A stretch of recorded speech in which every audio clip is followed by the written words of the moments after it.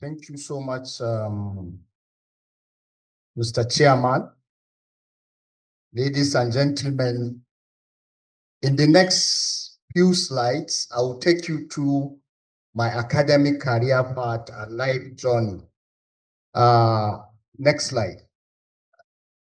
The chief host, the Vice Chancellor, ably represented by the DBC academic, Professor Mahuta, MG Mahuta, the DBC admin, research and innovation, distinguished members of the governing council, university library, registrar, bursar, university librarian, principal officers here present, my provost, current and former, my deputy provost, the dean of Faculty of Basic Clinical Sciences, my dean, other deans from the faculty, from the College of Health Sciences here present, the dean PG School, dean Student Affairs, and then other dean from the universities, directors and senate members, my HOD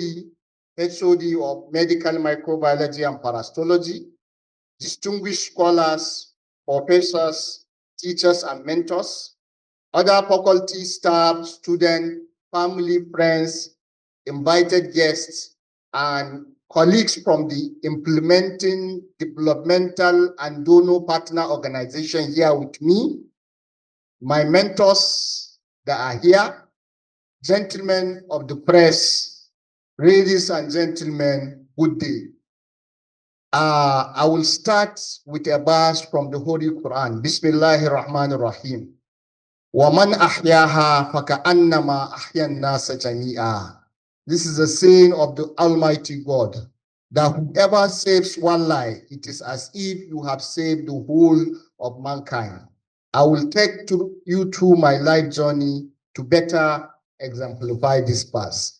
Now, I will start with the choice of title. It was a very confusing and difficult moment for me to come out a title that will aptly capture my life journey. In the quest of coming up, I had a lot of consultations, specifically with Professor M.M. Manga and also my mentee here, Dr. Jibril Abubakar. We had sleepless nights. Part of the titles I considered was The Odyssey of a Sahelian Microbial Hunter. I also considered Daring the Unseen, from Petri Dish to Public Health. I considered The Hidden Symphony of Microbes, Man and the Environment, and also Invisible Force. Part of the titles are The Dance of Life between Microbes, Environment in the Quest for Public Health, and then the Finding a Harmony between microbiologists' journey between people, microbes, and pathogen. But then finally, I settled on this title, which is The Odyssey of a Sahelian Microbial Pathologist, from Petri Dish to Public Health. This reflects my academic and professional journey, as you will see in the next few slides. Now, I will start with a little of my background. I was born to a family of migrant or nomadic scholars. My grandfather immigrated from a village in Daura Emirates. He went to Hajj by foot and also ended up settling in Sudan in Omdurman. That is why he continued teaching, learning, and impacting onto the services. And that is where my late father was born. He went to Al-Azhar, where he did his undergraduate and postgraduate study. He came back to this country pre-independence with a master's in Islamic and Arabic studies. And he taught in the famous secondary schools from Rumpa College to Barewa and to Funtua and Arabic Teachers College in Katsina. Among his famous teachers were the late General Sani Abacha, the present Sultan of Sokoto, and Professor Abdulmuini Hassana Pindadi. However, I have my own sort of internal migration, or what we will call Japa in this time. I decided not to follow in the footpath of my grandfather and my father by living out of the country. I decided to stay behind, to break that tradition of nomadism. But even within Nigeria, my life journey was characterized by its own form of internal nomadism because it is in the blood. I was born in Katsina State, and I did my secondary school and also primary school there. And I happened to be the second best graduating candidate from the whole of the state. And I was given a full scholarship to study anywhere in the world. Unfortunately, that dream never materialized. I did a lot of follow-up, but the Katsina State government never honored that agreement that they did with me.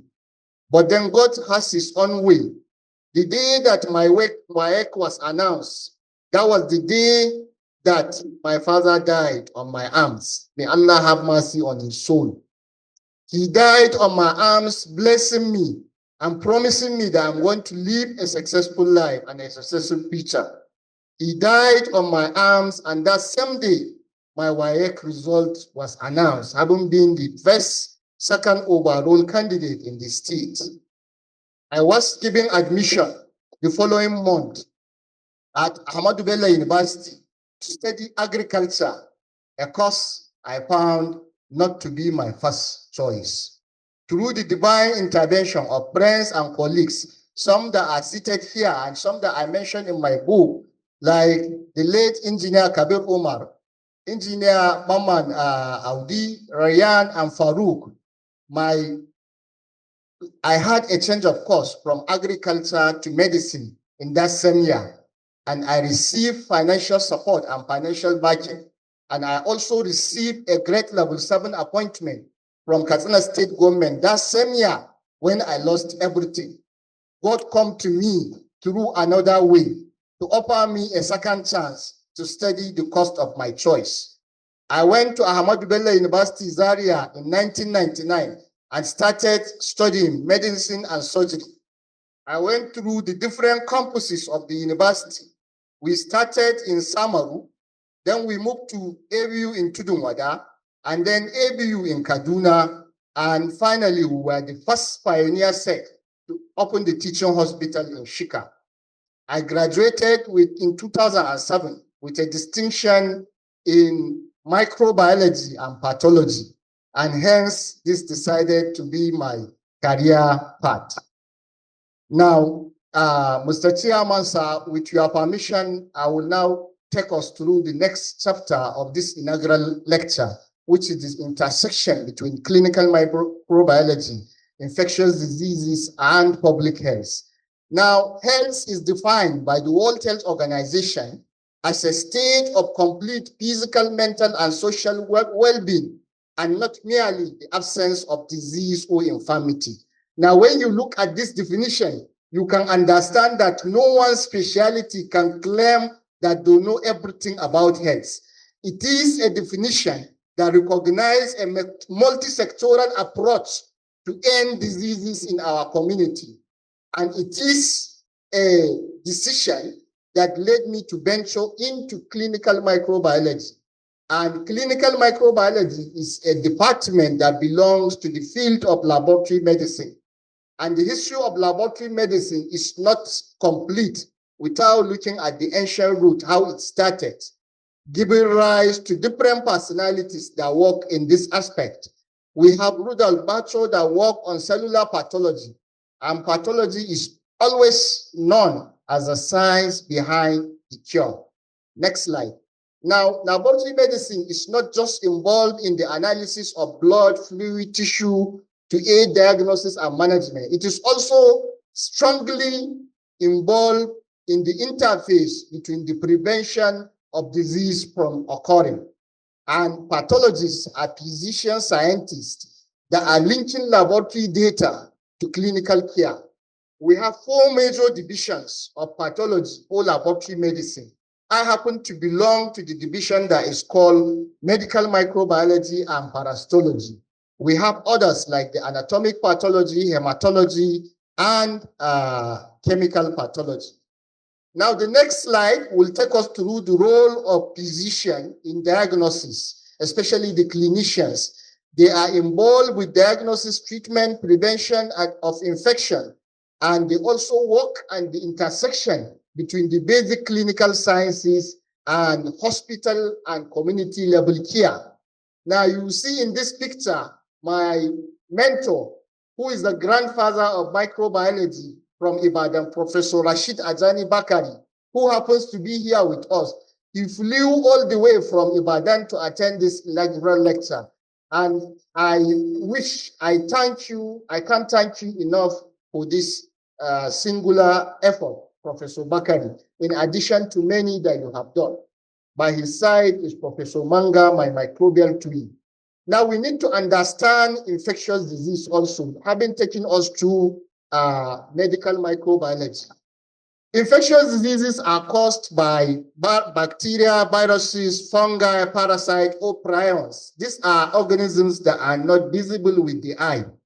And infections they can cause range from mild to life-threatening.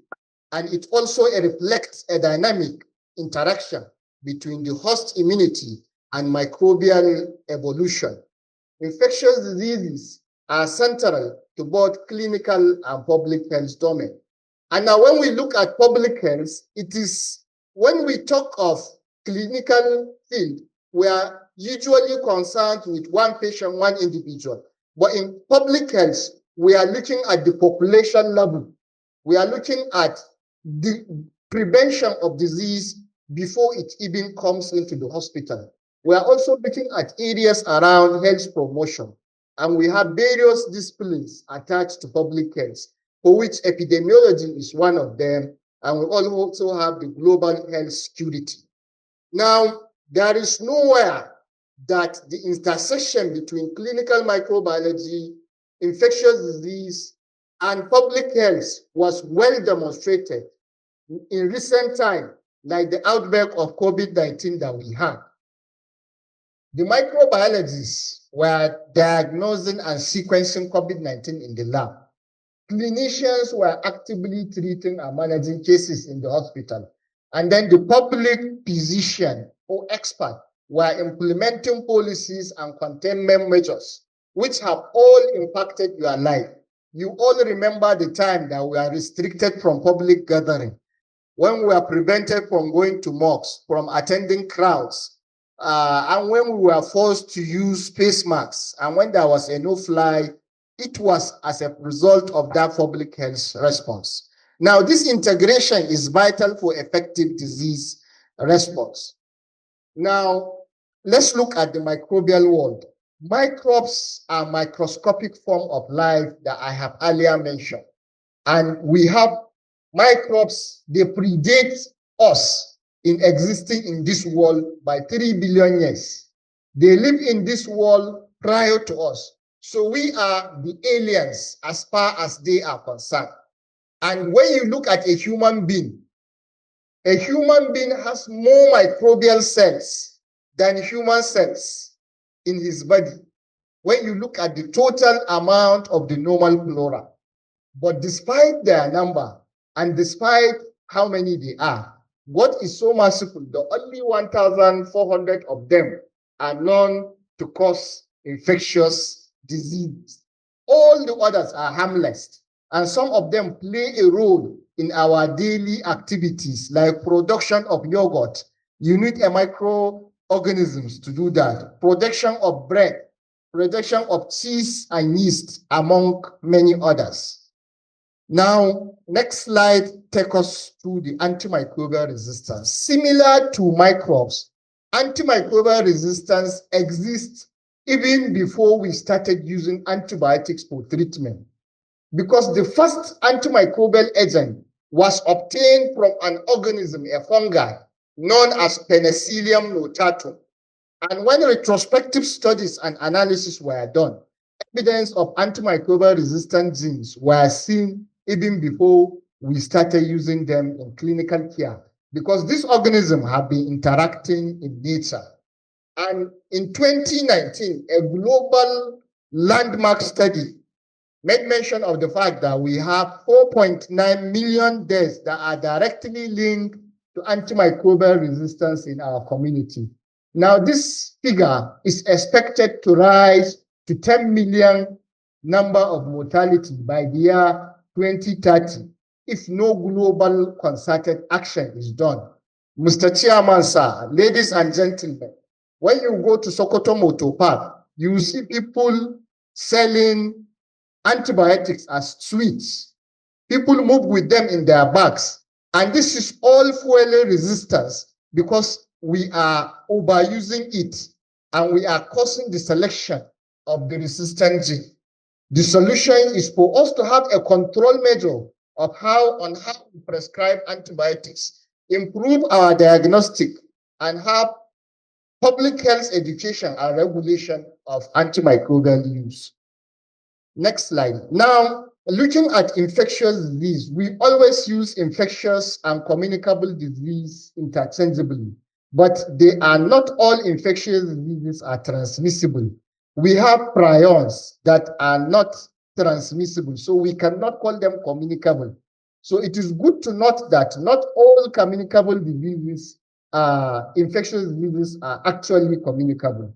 And we have different approach depending on specialities, whether it is a clinician, a microbiologist, or an epidemiologist on how we define disease. But the key insight is that each of these disciplines will apply his unique perspective, but it needs to be harmonized for us to have a holistic health care. The next slide takes us through an illustration of this. Now, if you look at a disease like anthrax, a clinician will classify it into cutaneous, pulmonary, and gastrointestinal anthrax based on the part of the body that he sees the manifestation.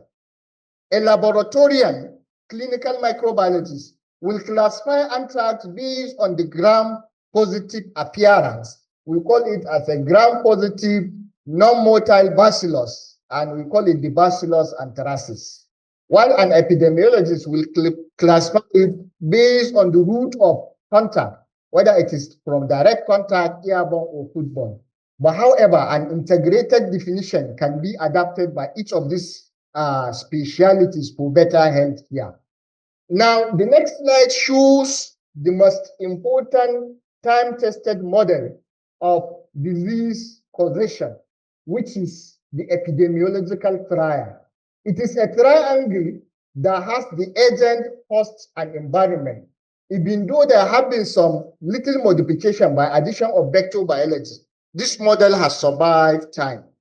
When you look at the agent, we are referring to the human being. First of all, you have to be susceptible before an infection can happen to you. Some diseases are commoner in females, and some are commoner among children or those with advancing age. And then your immunity also matter, and whether you are vaccinated against certain diseases. That's looking at the agent. Looking at the host, sorry. Now, looking at the agent, we have issues like virulence, pathogenicity, and the infectivity of the microorganism. And then looking at the environment, we are looking at the vector biology and also the sanitary conditions that can warrant you getting an infection. Now, when we look at the next slide, we will see a definition of infectivity, pathogenicity, and virulence. In infectivity, we are concerned about an agent's ability to cause infection. In pathogenicity, we are referring to how often an infection can lead to an observed clinical disease. And in virulence, we are describing the severity of illness and the likelihood of mortality once it occurs. Now, the next slide will take us through a practical example. When you look at chickenpox has a very high infectivity. Once you come in contact with somebody with chickenpox, the chances of you getting infected are highly likely. So that is a high infectivity score. Now, what about pathogenicity? Once you have chickenpox, you'll be very sick. You will not be able to eat. You will not be able to do most of the activities you are doing. So it also has high amount of pathogenicity. But when you talk of virulence, the disease itself hardly lead to mortality.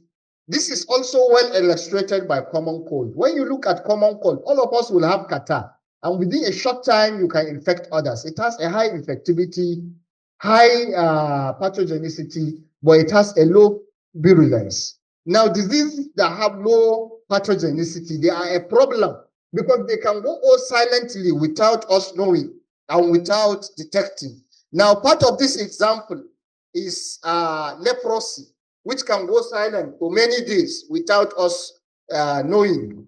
Now, the next slide shows us a chain, just like a bicycle chain. For us to break any infection in the world, we need to break this chain. And you can only understand how it happened when you look at an infectious agent being in a reservoir and using the portal of exit, going to the portal of entry, and also depending on the mode of transition and affecting the susceptible host. So you can only eliminate the source of infection through either isolation, treatment, environmental sanitation, or animal reservoir control. Or you can interrupt transmission route by the use of hand hygiene. You wash your hand, you use face masks, or you handle food safely. Or you can strengthen host defense system by vaccinating at high-risk population. Now, this is the only way or pathway that you can prevent infectious diseases. Now, in the next slide, I showed the Nigeria surveillance response, which has adopted the global infectious disease and surveillance response framework, which we call IDSR for short. Now, the aim of IDSR, why IDSR was done, it was done so that there will be no parallel reporting and there will be no multiplicity in how we report pathogen. As big as a teaching hospital in UDUS is, the teaching hospital is supposed to report to a disease surveillance and notification officer that is domiciled at the LTA. And the LTA will report to the state, and the state will report to the national. Now, it is not always that we follow up this framework, but this is the recognized framework according to the Federal Ministry of Health. Now, it is important for me to highlight it so that we would know that you cannot just declare an infectious disease outbreak from the comfort of your clinic or what. You have to follow the approved structure. Now, I mentioned the role of immunization and vaccination. They are very different components. It is not every vaccination that leads to immunization. Vice versa. What is vaccination means you are just administered a vaccine. But for us to say you are immunized, you have to develop the necessary immune response against it. Now, immunization started in this country prior to the independence, and it started with the eradication of smallpox. It wasn't achieved until 1978. But it was in 1978 that Nigeria adopted the EPI, which was launched in 1974. And we initially started targeting only 6 diseases: diphtheria, pertussis, tetanus, measles, tuberculosis, and poliomyelitis. But later on, API was expanded to the current format that we have. We have diseases. Now, Nigeria also played a pivotal role in introducing new vaccines. Some of them are the second dose of measles we give at 15 months. We have the human papillomavirus vaccine that was introduced in 2023, which is against cervical cancer, and also the MenPiC. And at this point, with the permission of Mr. Chairman, I wish to acknowledge a strong effort the Nigerian government did. In the first history globally, no country has immunized 14 million young girls within the age of 9 to 14 years of age, just within 6 months. Nigeria achieved that feat in 2013 by immunizing 14 million girls against cervical cancer within a period of 6 months. We have also, now I need to mention a very important component, which is zero dose. When EPI was introduced, Nigeria was doing very well. It is said to be you are doing very well when you are above 80, even though the target is 90. When you have immunized, you have achieved a vaccination coverage of up to 90. Now, in the 90s, our immunization coverage was close to 90. But then in 2003, we fell back because of a lot of community misinformation surrounding the polio immunization. And we fall back to 12 before we had to started picking back. Now, there is a concept we call zero dose. Zero dose are those children that have never received the first dose of Penta-1. And this is the operational definition that is given by Gavi. Now, the DPT vaccine earlier introduced has been expanded to include hepatitis, human papilloma, Haemophilus influenza type B, and also the hepatitis B virus vaccine. Now, currently, a such story is that globally we are number one in the high, which is unfortunate, in the high number of unimmunized or unvaccinated zero-dose children. We have 2.1 million children in Nigeria based on the last estimate. Even though in the next slide, you will see a lot of initiatives have been introduced, like the Big Catch-Up campaign and the Zero-Dose Learning Hub, which is aimed to generate evidence in a systematic way and to give it to policymakers so that they can respond. The Zero-Dose Learning Hub is an initiative of Gavi. It is implemented by AFINET and AHBM Consortium. I happen to be the project coordinator of this noble initiative, Mr. Chairman. Now, permit me to move to the next chapter of my story, which is my contribution, clinical microbiology, infectious disease, and administration in Nigeria. Now, I will take you back to my graduation. When I graduated, I did my internship in General Hospital, Katsina. From there, I moved to General Hospital in Gawa. First of all, I also moved to General Hospital Babbarga. In General Hospital Babbarga, I was a medical officer, and we were seeing vesico-vaginal fistula patients, managing them, as well as patients with leprosy and tuberculosis. I did my internship. I did my primaries during my NYSC period in Kano when I was serving. And I passed both the primaries for national postgraduate and also the primaries for West Africa. And I started my residency training in University of Maiduguri Teaching Hospital. It was at University of Maiduguri Teaching Hospital that I met mentors like Professor Sambobelo Zelani and Professor Galadima Balagazama. Professor GB Galadima happened to be mentored by Professor Bakari that is here. And that's why I call him grandfather. Now, in University of Maiduguri Teaching Hospital, I was also elected as the president of Association of Resident Doctors. And that is where my career actually bloomed in UMTH Maiduguri. Now, I will take you through some cases that I have seen that changed my life. The first one is a case that I will never forget. And this is a case that presented to us with chronic leg ulcer. Actually, this patient is a 41-year-old farmer. He had 3 wives and he has 18 children. He had chronic ulcers on his leg that refused to heal. And he presented to the plastic surgeon because he never thought what he had was an infectious cause. He thought it has to do with plastic surgery. They started managing him, but along the way, they suspected that this can be an infection. And they invited us.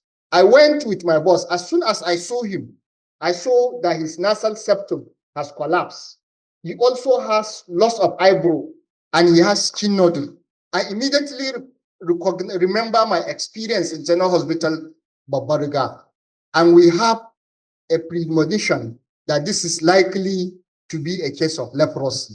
And the lepra bacilla, you can only get it from the very cold area of the nose and earlobe.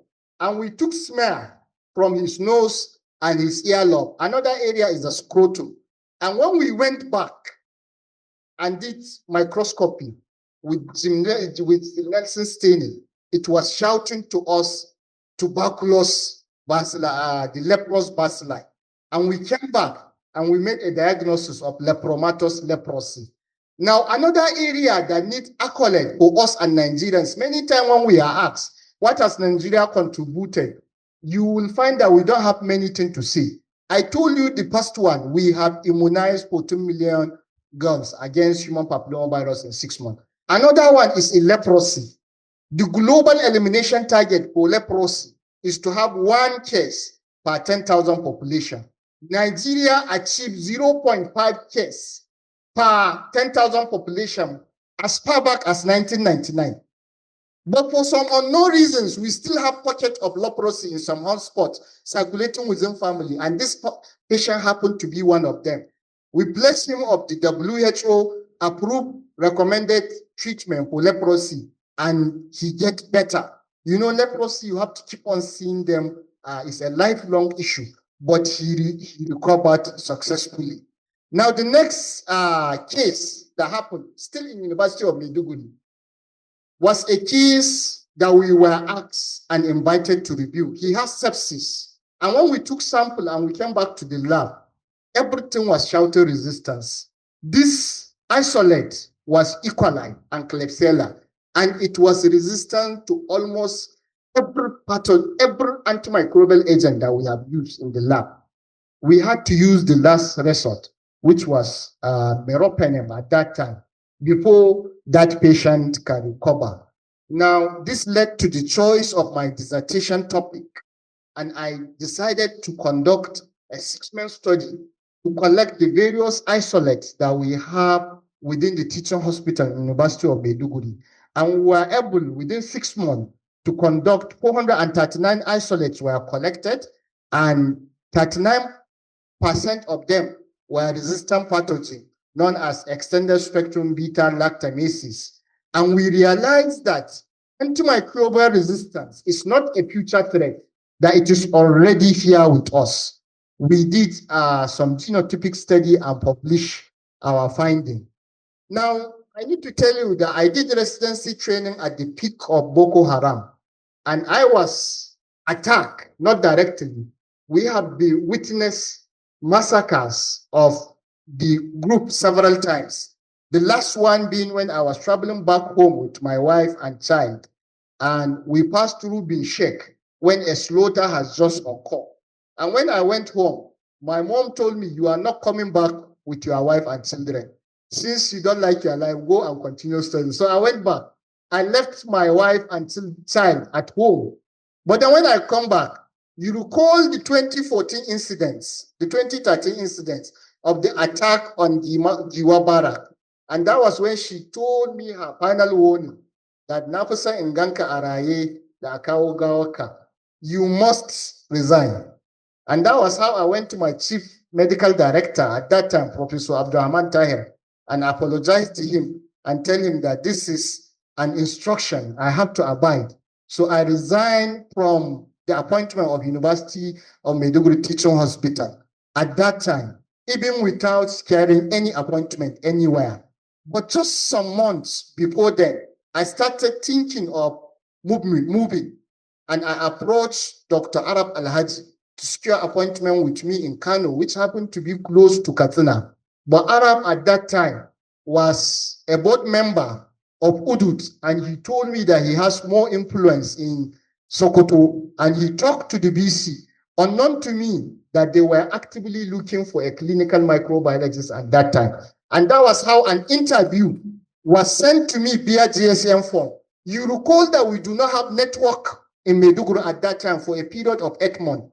I was invited to the interview. I didn't know, because I never thought it materialized. I went, and it was later that Sidi Kabir, that is now the registrar of Al-Qalam, sent me a WhatsApp chat. And we used to have internet access at some location. And that was how he told me that we invited you 6 weeks ago for interview, didn't you? I told him we don't have network for 8 months. And through the assistance of Professor Mungadi, the then provost, and when Professor Ruskwa was busy, that was how I presented for a new interview. I think virtually 2 of us were interviewed on that day. and I get my appointment after staying some days home with no job, following my mother's instruction. Now, life in Sokoto was nice, good, but also challenging. I built a new career because there was no clinical microbiologist before me. And I am meant to work with colleagues that are laboratorians, that are working laboratory scientists, laboratory physicians, laboratory attendants, and technicians. So it was really challenging. There is a lot of back and forth, and people were not ready to accept me initially because the thought is, what is a doctor doing in a lab? You are here to take our job. So it was with time that they realized the synergistic contribution that we are meant to complement each other, that we also have other roles in the hospital. Even among my colleagues, it was difficult to sell the idea that a clinical microbiologist can practice in the hospital. But with time, we did a lot of collaboration, as you see in the next few slides. Now, next slide will show you a commendation letter I get from University of Maiduguri Teaching Hospital. When I acted as the head of department, at the time I was a senior registrar. The next frame will show a commendation from the teaching hospital in Sokoto, where we work in a committee to renovate the accident and emergency unit with little resources. Now, I will take you through a next story of my life and chapter here in Sokoto. Here in Sokoto, I was instrumental in establishing clinical microbiology practice, being the first clinical microbiologist here. We have full accreditation for National Postgraduate and West African College of Physicians. We currently have more than 12 registrars, senior and junior, and we have graduated as principal consultants within the period of my stay. And one of them happened to be here, who is a senior lecturer now in Federal University, Azari, Dr. Jibril Abubakar. Can you stand up with his wife? He is here. He is a senior lecturer and he is a product. I taught him in medical school and I also taught him at postgraduate level. He is a consultant. Now, this is an important case that reflects the cooperation between clinicians, specifically pediatricians. I will mention my colleague, Dr. Kazija Isizwa, who brought this case to our attention. This is a case, a tragic story. It's a patient that died. He works in an abattoir, and he is a 14-year-old boy, but he presented with ulcerative lesion. But unfortunately, by the time he presented, the lesions were septic. And before we can take sample, this patient died. But because of the premonition of Khadija, she feels, despite the fact that this patient has died, let's sit down and review him. And we review what happened, and we did a postmortem diagnosis of cutaneous anthrax. And it was at a time that anthrax was just discovered. An outbreak was just declared in Niger. Dr. Khadija, stand up for recognition for your clinical collaboration. So we use this. Thank you, Khadija. Now, this tragedy shows us the need for One Health integration in order for us to improve our diagnostic capacity, surveillance, and clinical awareness.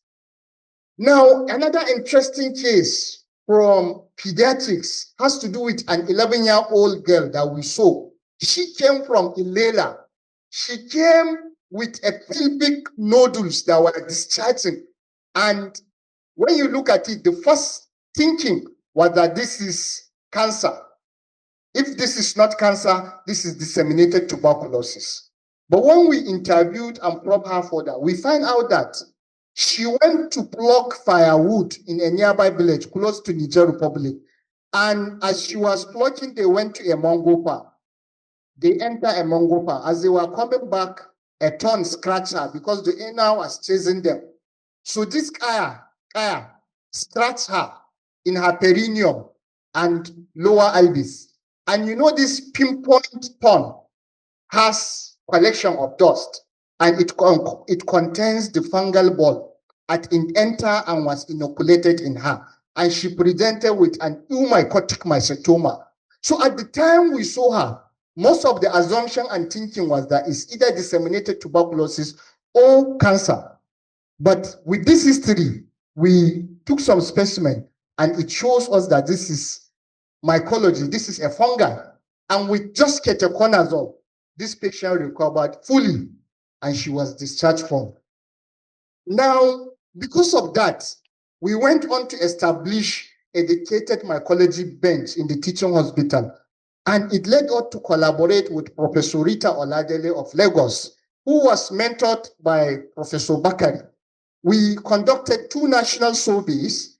We look at, they were well funded, and we look at the prevalence of the various fungal pathogens in Sokoto. And Sokoto happened to be the second state with the highest prevalence in the whole of Nigeria for cryptococcal antigenemia, as you see in the next slide.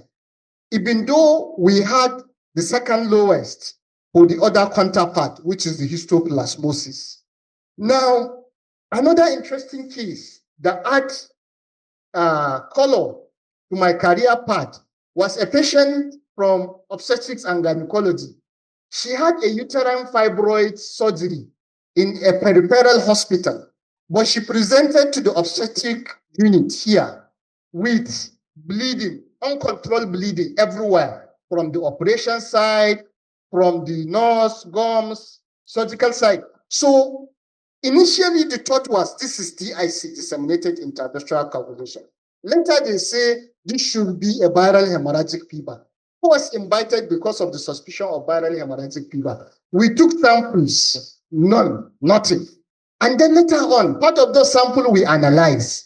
We did microscopy, and lo and behold, it was Neisseria gonorrhoeae. It was Neisseria gonorrhoeae. So we found out that she was having disseminated gonococcal infection. I think this is one of the first cases reported in a bleeding, presenting with frank bleeding. And we published this finding. And this patient was managed on IV meropenem based on prophylaxis, and she recovered fully. Now, another importance, what we have seen in my career, is a silent outbreak in Acinetobacter baumannii. I was reviewing results with my colleague, Dr. Zainu, who is the HOD now. And we just saw a trend from urology. We saw that we are seeing a lot of resistant pathogen from Acinetobacter baumannii. And we say, these are results. We should not treat the result. Let's go and see the patient. And we went to the ward, and we noticed that there was a silent outbreak going. Within a cohort, almost all of them have Acinetobacter growing from them. And when we cultured the environmental reason, we noticed there were 2 isolates on the environment, and all of them have the same resistant pattern. And we went on with Professor Kawaji, who is sitting here, the chairman, infection prevention and control of the teaching hospital. We called for the ward to be closed down for some period, and they cohort the patient, and antiseptic measures were done. Later on, it was reopened. We traced the outbreak to the catheter that was allowed to stay for a very long time. And you know how Acinetobacter are very frugal. Now, the lesson is that you need to look beyond results and see people as, or patient as individual. Now, part of the last case I want to show us were 2 pathogens that we discovered in this Sokoto. There were never known in the world. We were the first to discover them. And this was through the cooperation and collaboration with Dr. Ahmed Olowo Okere of Faculty of Pharmacy, who happens to be my research collaborator and friend. Unfortunately, we couldn't name the organism, Diphtheria aretileensis. We named it Diphtheria marsilensis from the city of Marseille in France, because when we were young researchers, we were naive. We smuggle pathogen out of the country without following proper protocol. We had an ethical approval. We had a material transfer agreement, But we didn't know that there is a regulation we are supposed to sign with the Federal Ministry of Science and Technology, according to one protocol. We didn't know that. And we took the isolate to France, and they did the sequencing and identified it's a new pathogen. So when they wanted us to take credit, because it's from Archila, to name it Archiliensis, we couldn't get waiver or approval from our federal government because we didn't follow the protocol. So we had to cede it to a foreign entity to name it. It was a difficult but painful lesson in my life history. This have been published. Now, taking you through my last chapter, the last chapter of my academic history, or the part 1, because I call this Odyssey part 1. I hope someday, 30 years later, I will come and do valedictory, and then I will conclude part 2, and then we wait. So this is my contribution to field epidemiology, surveillance, outbreak investigation, research grant, and collaboration. I'm grateful to Professor Kawaji, who facilitated my release to go to the Nigerian Field Epidemiology and Laboratory Training Program. I had key mentors there, Dr. Patrick Unguku and Dr. Andy Wadiri. I'm happy my colleague is here, Dr. Helsini Wadiri. He surprised me today by arriving unannounced. Thank you. Can you stand for recognition? So also Dr. Nuruddin Aliu, who happens to be my coordinator while I was doing the FELTIF here. He happens to be the state coordinator of the FELTIF. Thank you, Dr. Aliu, Nuruddin Aliu. Now, through Dr. Nuruddin Aliu, and I served as consultant and coordinator here in Sokoto, and we participated in several outbreak investigations from Katsina to Kano to Sokoto to Zamfara. We literally brought outbreak of cholera to an end in this state, Lassa fever, cerebrospinal meningitis, and COVID-19 in most of this location. We were involved with contact tracing, data analytics, case management, and real-time reporting.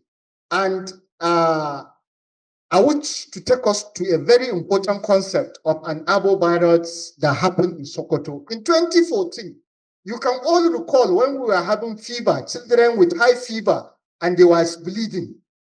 Few children with high fever and there was bleeding. People do not know what was happening. You use treatment for malaria, people were not responding. So I was deployed from the NCDC and MFLT as a team leader, and we investigated the outbreak. And for the first time, we were able to establish that it was dengue and West Nile virus that were occurring in Sokoto, and we were able to recommend control measures, and that outbreak was brought to an end. Now, the importance of bringing this case is for us to know that it is not all case of fever that is malaria. There are a lot of differential diagnosis of febrile illness that we need to consider. Now, I supported Sokoto State, in the next slide, in the eradication effort. We have eradicated the wild polio virus from Nigeria. What we are having is the circulating vaccine-derived polio virus, no longer the wild type. So I happen to be part of the team that contributed to that success in the eradication effort. And also another very interesting story was in Adamawa. We were given a grant. We were given a grant by the US CDC to work to improve vaccination coverage from 2.6% to 20%.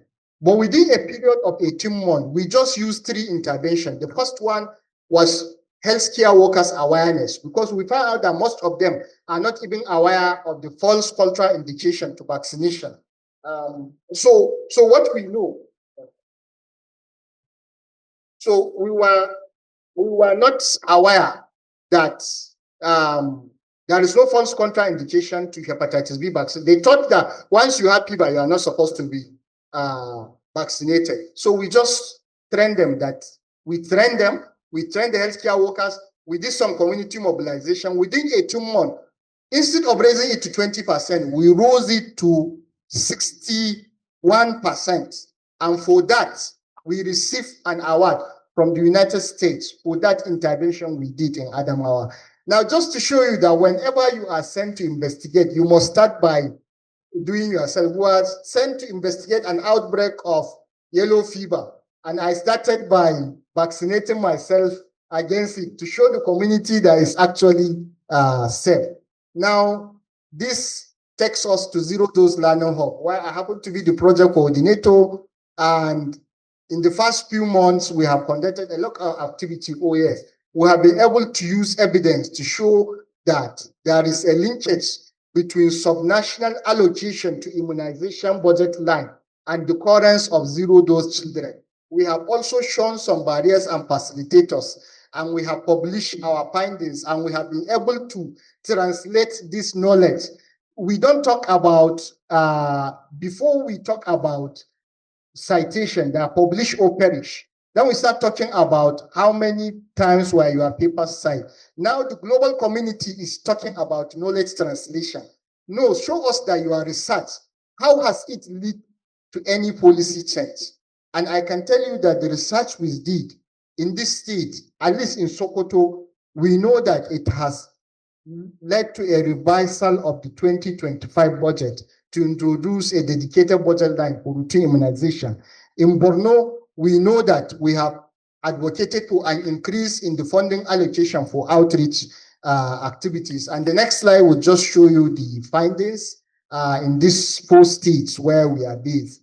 And we have done, in the next slide, you will see the advocacy we have done at national level. This is with the Senate Chief Whip, Senator Monguno, and this is with Dr. Hedy Ronalds and other members of my Learning Hub team. Great appreciation to all of them. I wish to appreciate Margaret, who is with us online, and also my mentors that you see in the next slide. Now, this is some of the research scholarship I have won during my period of stay in Sokoto. In the next slide, you see them. I have a total of 8 TED Fund grants and then 2 international grants. And because of that, I received, next slide, I received a certificate of award by the former Vice Chancellor, who is having the highest grant from the institution. So in the next slide, you can see my international collaboration and grants. Now, some of them have monetary value, some of them do not have monetary value, but almost all of them have benefit to Sokoto State. In particular, equipment worth millions of naira have been brought to this institution through this research and grant collaboration, and the community has benefited. And the last chapter or the last subsection was my global contribution in the global arena. My journey as a local microbiologist who is behind the microscope and petri dish, and then to clinic, and then to public health, has traversed Nigeria, Africa, and global fora. I was at the Africa HPV Forum in Addis Ababa, where we presented our findings, and we came to the conclusion that we should accept DNA methylation for HPV prevention. I also presented, I am also a member of the National Technical Working Group on Routine Immunization, as well as antimicrobial resistance. I also presented in Cape Town as a symposium speaker in the International Conference for Infectious Disease, courtesy of my mentor, Professor Aisha Abaka. And I was in Japan, Nagasaki, for the 8th Global Symposium, where we presented our finding in that forum. We have also attended several meetings in the United Kingdom, Victoria Falls, Zimbabwe, Nairobi, and several other places. And in the next slide, you see some of this global collaboration in antimicrobial resistance and the impact. Now, before I round up, it is not enough to round up the lecture without acknowledging each and every one of you that was here to witness this academic journey. And on top of my mentor, I want to specifically thank Alhaji Zubairu Turaki.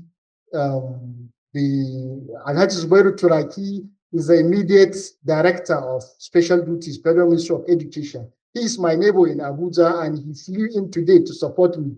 Thank you. Can you stand up for recognition? He's the Turachin Zulu of the Zulu Emirates. Thank you, sir. I feel honored. And any one of you that I failed to mention, I sincerely apologize. I know my mentors are online, and my big brother, Professor Rapundadi, who happens to share a similar family background like me, I also thank you for attending. I can't mention everyone, but I know my mentors are online listening to these lectures, and I thank you most sincerely for shaping my life. Now, the Petri dish is small, but it can help to save life. I remember the verse I quote earlier, whoever save one life, it is as if you have saved the whole of mankind. Now, my guiding principles in life, next slide. My guiding principle in life, A'udhu billahi minash shaitanir rajim, Bismillahir Rahmanir Rahim. Wa ista'azzana rabbukum la in shakartum la azidannakum wa la in kafartum inna adhabi lashadid. Alhamdulillahi Rabbil Alameen. I thank Allah for all his blessings that he has bestowed upon me. I became a professor at the age of 40 and 40 years old. And this corresponds with this ayah that says, Hatta iza balaga ashuddahu wa balagha arba'ina sanatan qala rabbi awzi'ni قال رب أوزعني أن أشكر نعمتك التي أنعمت علي وعلى والدي وأن أعمل صالحا ترضاه أصلح لي في ديني. So I'm grateful to Allah for all his blessings. I owe all appreciations to him, but I acknowledge the human factor that he used in shaping my life history. Next slide. Mr. Vice Chancellor, ladies and gentlemen, this is my story. In the next few slides, you will see just acknowledgement to appreciate mentors from the Gate Foundation, from the Affinet, from here, friends, colleagues, my family, the milestones next, my mentors, those that have shaped my path, and my professional colleagues, personal colleagues, and then my family, my late father and my late mother, and also my 2 wives and 6 children. Alhamdulillah Rabbil Alameen. Thank you for your attention. Mr. Chairman, this is my story.